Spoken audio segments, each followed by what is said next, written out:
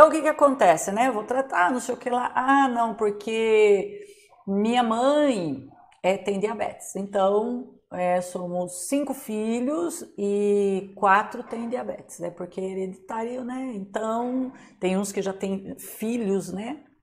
Então já é a primeira geração, já está na segunda, a primeira tem, segunda já tem, e já está na terceira e tem também, né? Então, viu, é genético, é hereditário e tal.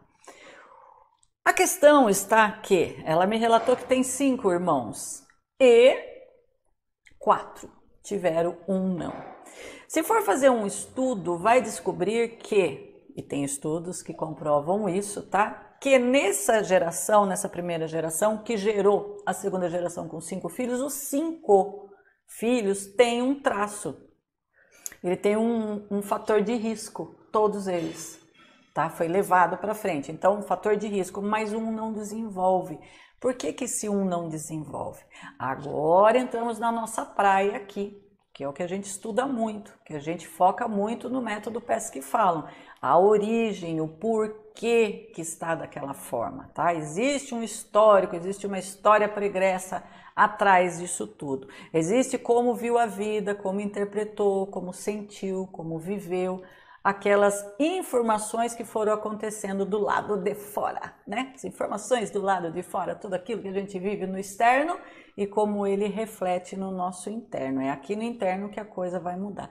Então, se a gente fala, por exemplo, de uma família onde a mãe diabética, às vezes é o pai e a mãe e tal, e só esses 4 filhos tiveram e o outro não, quando a gente vai analisar o comportamento que cada um tem diante da vida e como ele se manifesta com a vida, a gente começa a entender o que foi que eles aprenderam emocionalmente para interpretar a vida deles.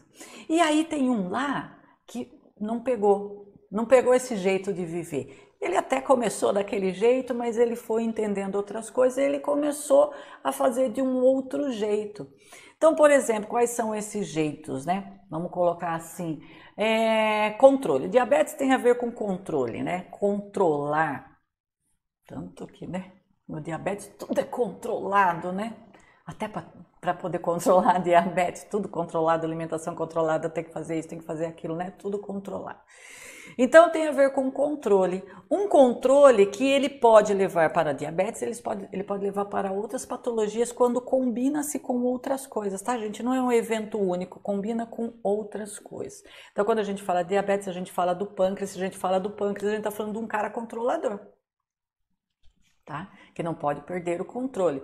Por exemplo, ó, já vou linkar com uma outra coisa. Uma pessoa que tem síndrome de pânico. Pessoa que tem síndrome de pânico, ela tem medo de perder o controle. Quem está envolvido fisicamente? O pâncreas de novo. Então a pessoa não tem diabetes, mas ela desenvolveu aí uma síndrome de pânico.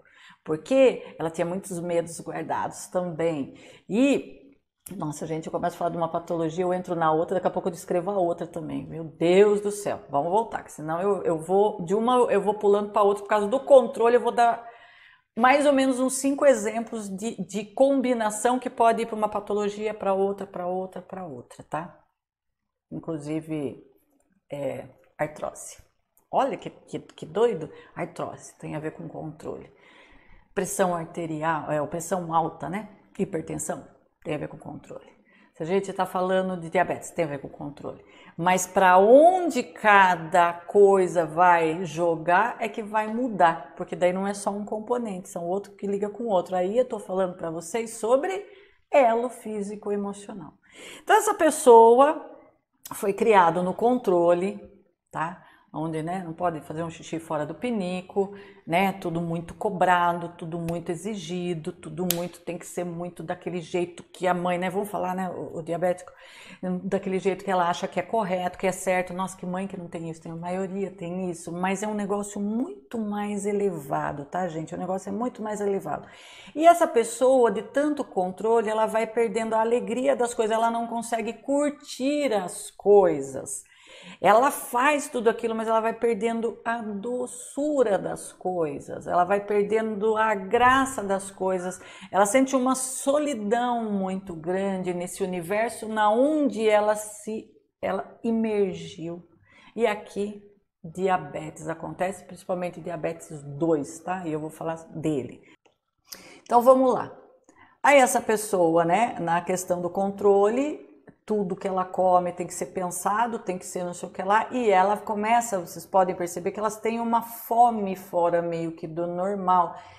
Tem o lado lógico, não pode comer doce, e tudo aquilo que a gente não pode, nossa, né, a escassez é um negócio sério no ser humano, tudo que não pode eu quero, claro que tem esse gatilho aí no meio. Mas tem também da questão dessa célula estar muito mal alimentada, não entra a insulina lá.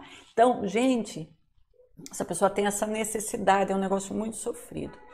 E ela não tem, ela já perdeu a alegria, então ela vai tentar descontar isso na comida, nos outros prazeres que não são aqueles que ela mais consegue dar para ela mesma, ela curtir, ela achar bacana. É uma pessoa que às vezes vê mais negativa as coisas, tá todo mundo vibrando, achando legal, também vibra, mas não é a mesma coisa. Ou se dá no meio da vibração, fala assim, ai, mas eu não sei, eu acho que, não sei, parece que esse negócio tinha que ser um pouquinho melhor assim, sabe? Não consegue se entregar.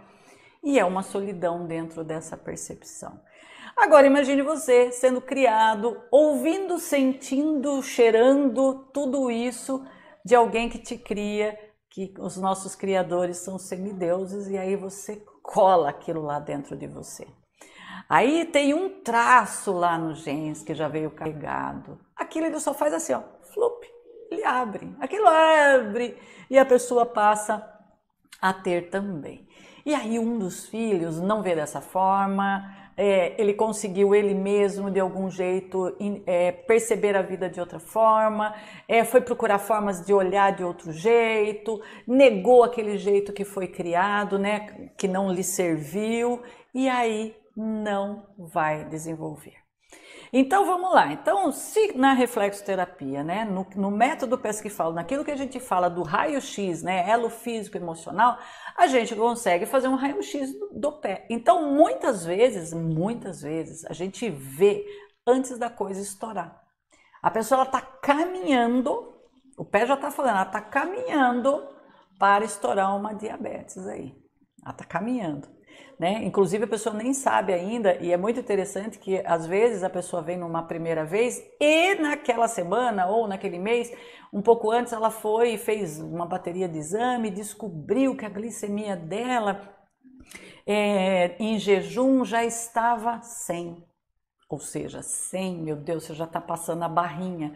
Então eles já vão falar sobre pré-diabético, né? E a pessoa nem imaginava aquilo, e elas falam, né? O pé já estava avisando. Aliás, ele avisa antes até de chegar nessa medição de ser 100, tá? Porque o comportamento já está instalado. Ela já faz daquele jeito, o comportamento já é aquele. Então, água mole em pedra dura, tanto bate até que fura. E aí a gente consegue o que? Antes de acontecer, a gente já consegue fazer um raio-x. E quando a gente leva essa pessoa a uma outra estrutura, conheça a ti mesmo, que isso não serve, que isso aqui pode ser diferente, ela muda essa chave aqui, pronto, gente, você preveniu, você ajudou aquela pessoa a não embarcar naquela patologia que já estava na cara do gol, tá? E às vezes são pessoas que ainda estão um pouquinho longe de acontecer isso, e a gente consegue identificar pelas emoções, mas que dali a alguns anos aquilo pode explodir na cara dela, né? Não vai ser logo, mas lá na frente. Então a gente pega antes, a gente previne, a gente já consegue arrumar antes da coisa estourar.